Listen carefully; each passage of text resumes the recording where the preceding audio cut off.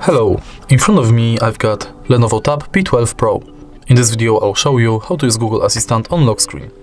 In the beginning, let's enter Google app, tap button in the top right corner and go to settings.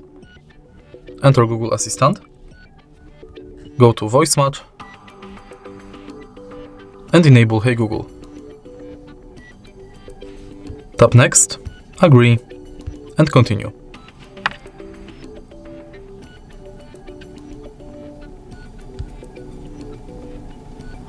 Now go back, enter lock screen and enable this function.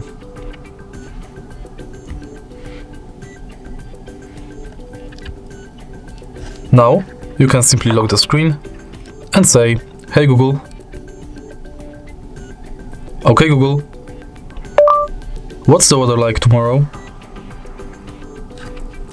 Tomorrow in Krakow, there will be scattered showers with a high of 73 and a low of 51.